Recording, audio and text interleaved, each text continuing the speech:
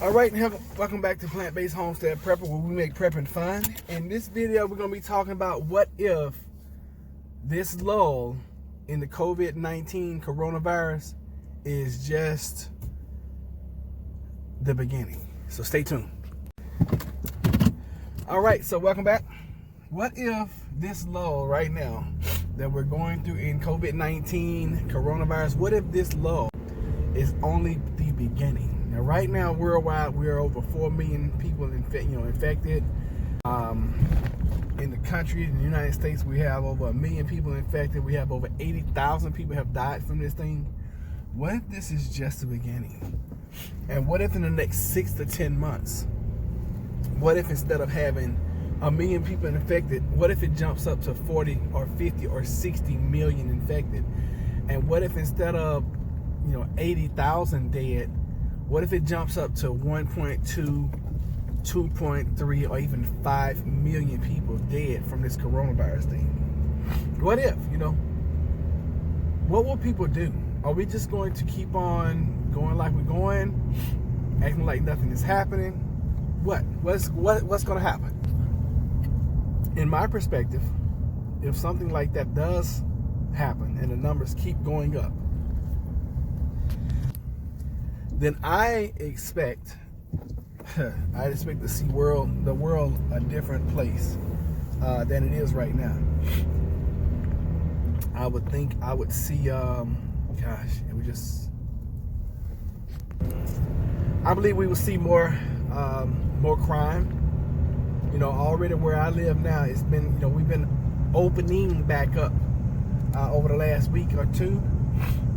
And the gunshots have already started back. It was so wonderful. It was so peaceful when we were on, quarantine lockdown, mandatory lockdown. Because for about a month and a half, I didn't hear any gunshots. Now, granted, I live in the city. I live in the inner city. It's not the best of areas, by far not the worst. But I hadn't heard any gunshots. I mean, it had gotten to the point where you didn't hear anything at night. You didn't hear any traffic. You could hear the crickets. You could hear the insects outside. You could hear animals running around and things like that. But as far as human behavior, it was kind of nice not to hear that. And that's why I strive so much, and that's why I long so much for getting back to the country living, because you don't have that. Sad to say, but you don't have that human aspect that you have to worry about. And but what if this is just the beginning?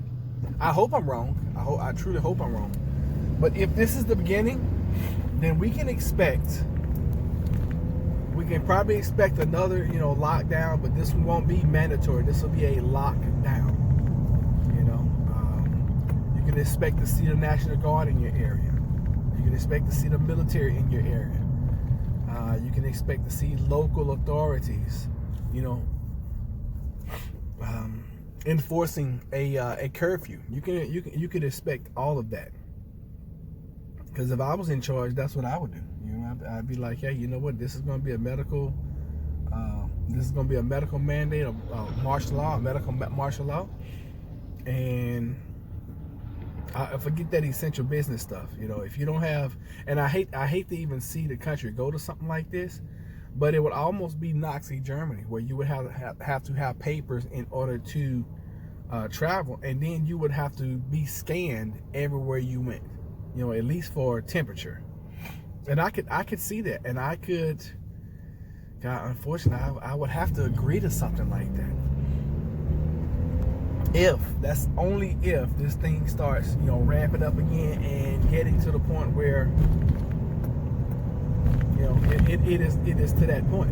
Now, I'm looking back at some of the stories that I saw in China, and whether you believe the numbers coming out of China or not,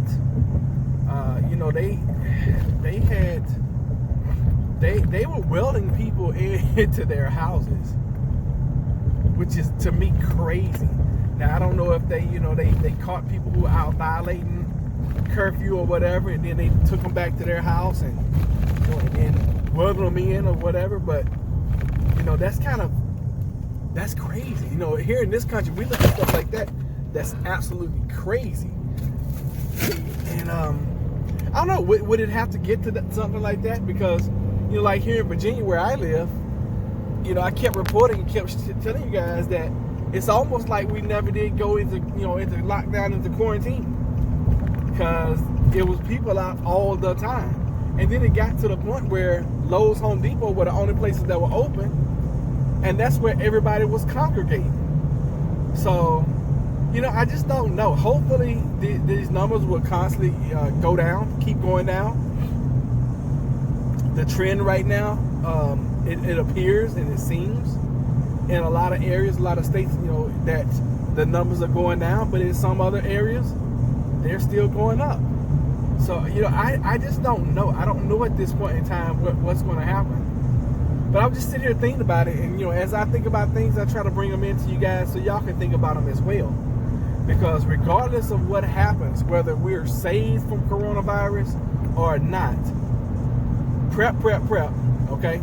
Make sure you have your water, okay? And if you're new to prepping, make sure you have at least, okay? And we used to say on this channel 3 days and 3 days, 3 days of water, 3 days of food. But now, if you don't have at least 7 days of water and 7 days of food, you're in sad shape. Once you get to 7 and 7, then 14 and 14. And remember, you need at least 1 gallon. 1 gallon per person, per family. I'm not even gonna say per person, per family member. So you got to think about your pets as well. Okay? 1 gallon per family member per day. And that's minimum. And that's for drinking, that's for washing, that's for brushing teeth. That's bare minimum. Because you're gonna drink about,